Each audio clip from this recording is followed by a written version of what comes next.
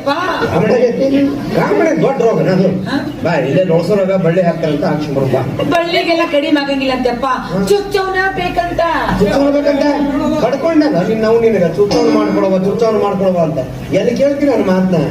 ಯವ್ವ ನೀ ಏನಾರ ಚುಚ್ಚವನು ಮದುವೆ ಮಾಡ್ಕೊಂಡ್ಬಿಟ್ಟಿದ್ರೆ ನಿನಗೆ ಈ ರೋಗ ಬರಕ್ ಬಿಡ್ತಿದ್ಲ. ಈಗ ಏನಾಗೈತಿ, ನೀ ಹೆಂಗೈತಿ ಹಂಗಕ್ಕೆ ಬಾಗ್ಲ ಹೋಗಿ ಬರೋಣಲ್ಲಿ. ಇವತ್ತು ನಮ್ಮೂರಿಗೆ ಕಾಮಿಡಿ ಸ್ಪೆಷಲಿಸ್ಟ್ ಡಾಕ್ಟರ್ ಕಬರಿಗೇಡಿ ಬರಕತ್ತಾನ.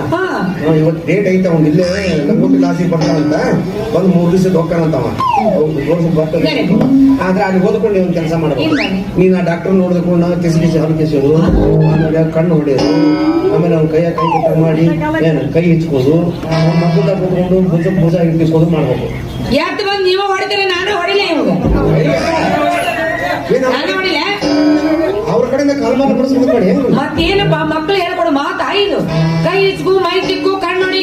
ನಮ್ಮ ಅಪ್ಪ ಹೌದಲ್ಲ ನಾ ಯಾಕೆ ಹಿಂಗ್ ಹೇಳಿದೆ ಅಂತಂದ್ರ, ನೀವ್ ಅವಾಗ ಕಣ್ಣು ಹೊಡೆಯೋದು, ಕಿಸಿ ಹಾಲು ಕಿಸಿಯೋದು, ಆಮೇಲೆ ಕೈ ಕೊಟ್ಟು ಕೈ ಭುಜ ತಿಕ್ಕೋದು ಮಾಡಿದ್ರೆ ಅವನ ಪ್ರೀತಿ ನಿನ್ನ ಮೇಲೆ, ನಿನ್ನ ಮನಸ್ಸು ಅವನ ಮೇಲೆ ಕೂಡಿ ಅವ ಏನು ನೀನು ಮದುವೆ ಮಾಡ್ಕೊಳಕ್ ಒಪ್ಕೊಂಡ್ಬಿಟ್ಟ ಅಂತಂದ್ರ 10 ಪೈಸಾ ವರದಕ್ಷಿಣೆ ಕೊಡ್ಲಾರ್ದಂಗ, ನನ್ನ 1000 ಮಾವಿನ ಗಿಡದಾಗ 1 ಗಿಡನು ಅವನ ಹೆಸರಿಗೆ ಹಚ್ಚಲಾರ್ದಂಗ ನಿಮ್ ಇಬ್ಬರದ ಮದುವೆ ಮಾಡಿ ಹೆಣ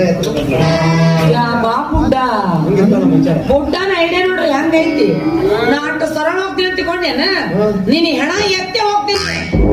ಹೆಣ ಎತ್ತದ ಯಾಕೀಗ ಎಟ್ಟದ ಜೀವನದಾಗ ಆಸೆ ಐತಿ.